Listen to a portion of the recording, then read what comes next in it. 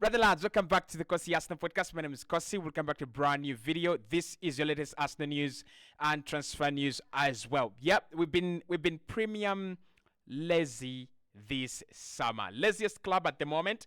We are challenged by Liverpool only, as Manchester City have also completed the signing of Savio. But according to Kaya Kainak from the Football.London website, Arsenal expected to make, and they are expecting to make, at least 4 signings this summer. Another goalkeeper should be coming in. Ricardo Calafiori should be coming in. A midfielder and 1 player in attack. Victor Osimhen, apparently at the moment, has agreed to join a PSG. That means that he won't be joining Arsenal. So our options are shrinking, becoming smaller and smaller and smaller. But let's talk about those 4 signings, and let's talk about, why are we the premium lazy club this summer? Is it because we really don't have a plan? Is it really because we don't have, the targets that we want to sign? What is actually going wrong? It's a little bit frustrating, but I still believe and I still choose to believe that we will get the deals done. It's just a different window. It happens.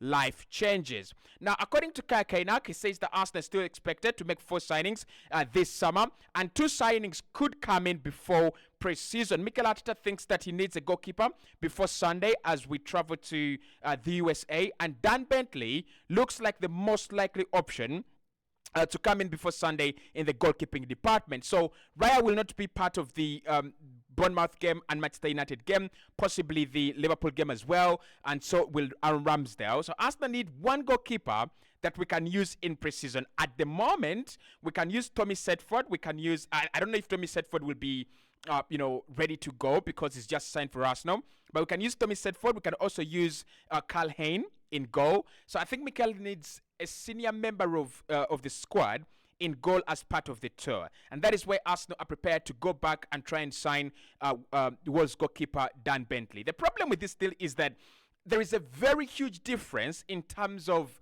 valuation, and I don't know where it actually comes from. I really don't understand how you have a club valuing their player at 1 million and then you value the same player at 50,000. I'm not really sure what the mathematics and what the dynamics in between there are, but whatever it is absolutely a joke. It's really, really a joke. It's one of the craziest deals that I've ever had. It's not like they're selling him for 200 million and we are offering like 10 million or 20 million. No, we are offering 50,000 for a guy that is that's being valued at 1 million, and that shows you that Arsenal in this window, we have been a joke at times. We have really, really done some embarrassing stuff that it shouldn't have been revealed in the public. But I still think that Dan Bentley is going to join Arsenal, courtesy of the fact that we have nothing to do. We don't have an option. I really doubt that Mikel is going to go out there and just sign anyone that the goalkeeping department are not sure of. So Dan Bentley, I expect him to be here before Sunday so that he can actually join us with pre-season. Otherwise, we might get to play Bournemouth and Manchester United with a 3rd choice or 4th choice goalkeeper in goal. And that might not be the best thing that we want. So that would be signing number 1. We expect a new goalkeeper, and I think Bentley, regardless of whether he comes in or not, he doesn't actually affect Aaron Ramsdale's situation and position at Arsenal, because the Athletic have said that Arsenal look at Bentley as a 3rd choice goalkeeper in the future for Arsenal. So that means that if he comes in, Ramsdale will stay as number 2 and Raya will stay as number 1. If Ramsdale leaves, then Arsenal could actually possibly go and sign another player as a 2nd choice goalkeeper. If that doesn't happen, we might see Bentley promoted to number 2 as a goalkeeper. He's only 30 in my opinion.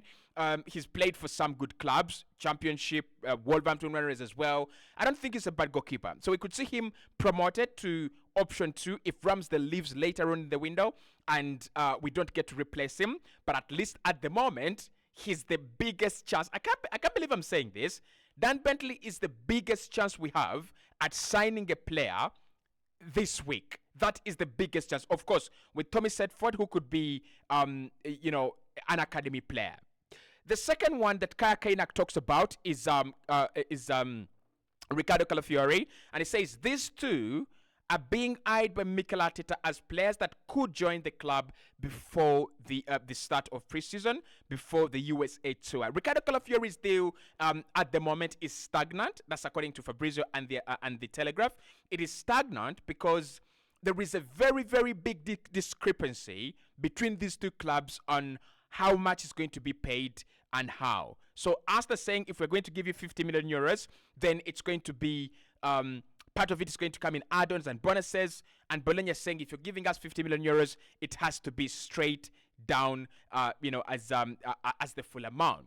But this is a player that Mikel Arteta would have possibly wanted to join his camp, to join his team before Sunday, before preseason.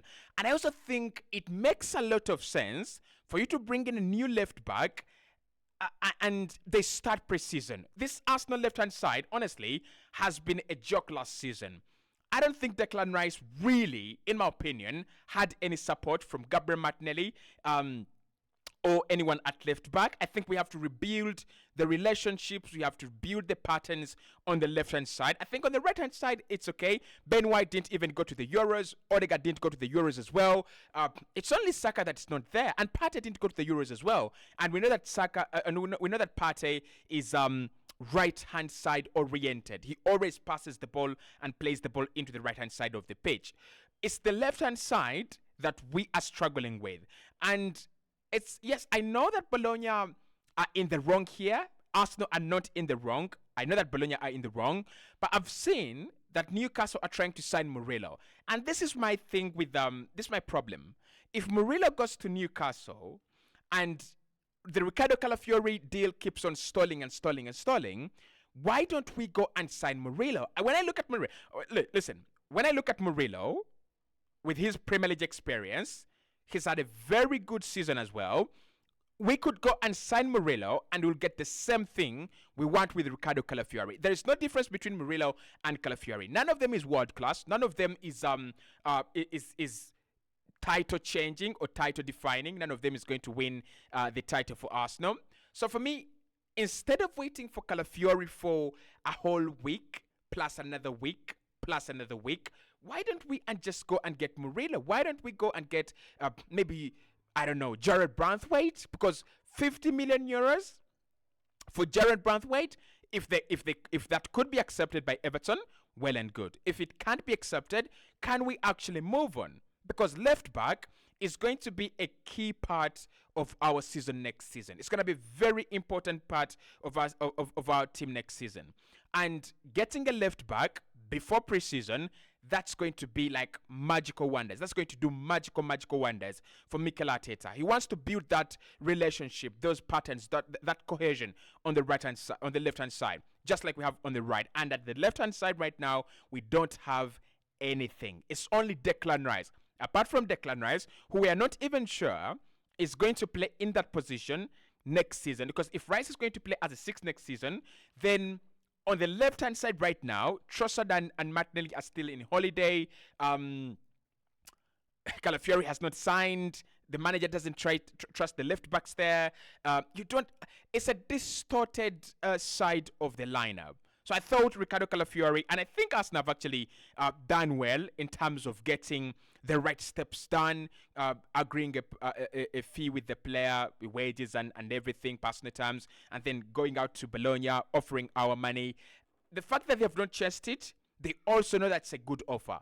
They also understand how good this offer is. Their problem is that they feel they should be getting more. Right? They feel there was preseason, there was the Euros, we should be getting more. We have a sell-on clause from Basel. We need more money. We should be getting more money. I don't think they should be getting more money, actually. I think what Arsenal have offered is 100% what they deserve. Now, Kaya Kainak says that Arsenal will get an attacker this summer, and Nico Williams has been priority. However, a deal is very, very unlikely for Nico Williams, and therefore, Arsenal will look into other areas. So, in other areas, Rafinha today has come up as a top priority name in terms of joining Arsenal if Nico Williams doesn't join. And the price that has been quoted is 58 million euros. Rafinha, according to reports in Spain, is very open to moving to the Premier League, to moving back to the Premier League, and he would welcome the idea of playing under Mikel Arteta. So the winger situation is one that I want to see how it evolves. I personally think that the Nico Williams deal is beyond us. Arsenal had scheduled talks with Nico Williams this week, according to Team News and Ticks, but I don't think that's going to happen. I don't think there's a point in us talking to Nico. It's over. If Arsenal really want to strengthen the front line this summer, for me, it should have been a striker. It should have been in number 9. Yes, I know that we need to get in a backup for Saka, but that is what Gabriel Jesus should do. That is what Gabriel Jesus should be doing this summer. I don't think going forward, using him as a striker is something that we will benefit from. Honestly, I think we'll benefit from him being a second choice winger. And the fact that he's a second choice winger means that whether he plays or he doesn't play, that really doesn't impact the way the team performs. It's as simple as that. I don't want to see Arsenal rely on a player like Gabriel Jesus.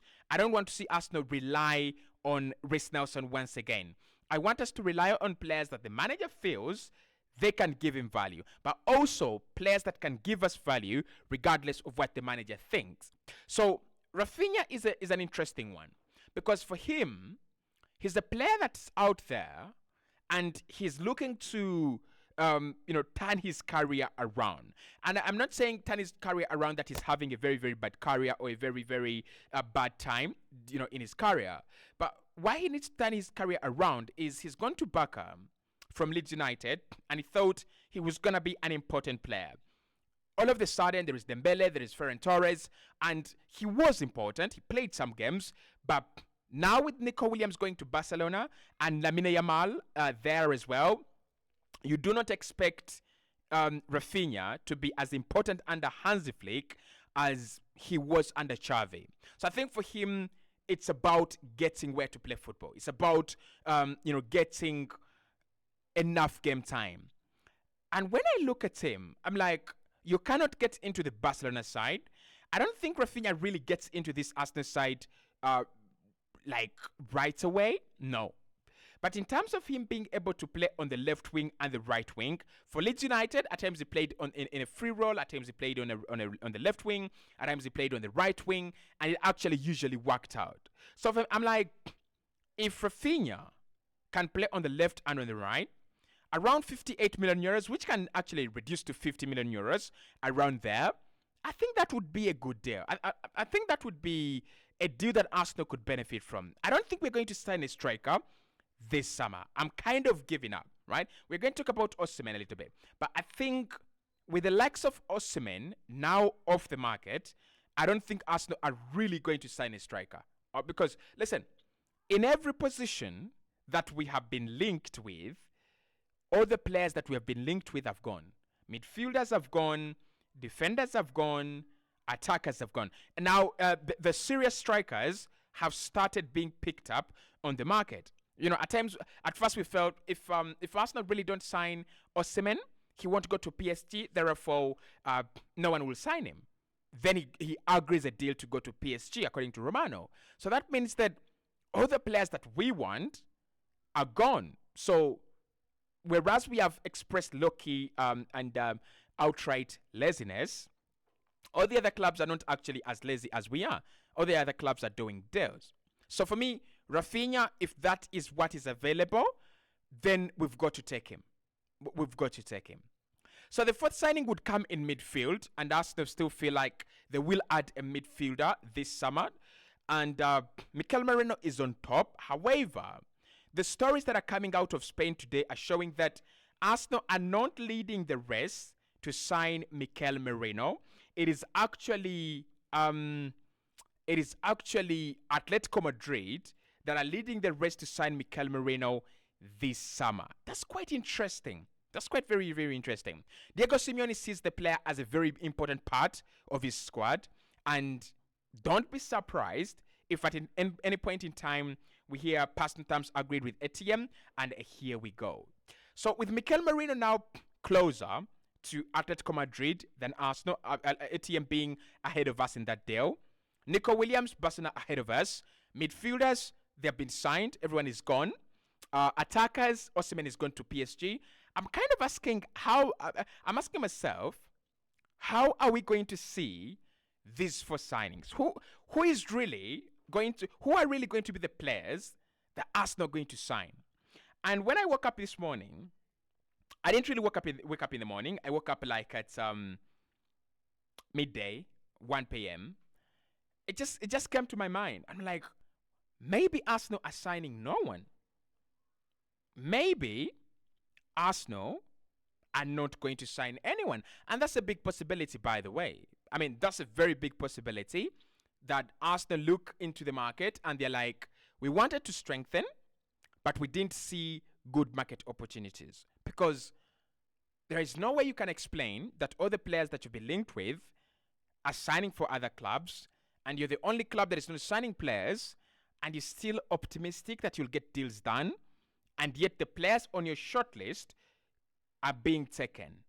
I don't want to show that we are I don't want to show signs of panic. Like said, this window, for me, it's about keeping what we have, clearing out the dead wood, and seeing. But it gets me worried a little bit. It gets me worried a little bit that we might not see any of the signings that we are actually expecting from Arsenal this summer. Just wanted to throw that out there as well.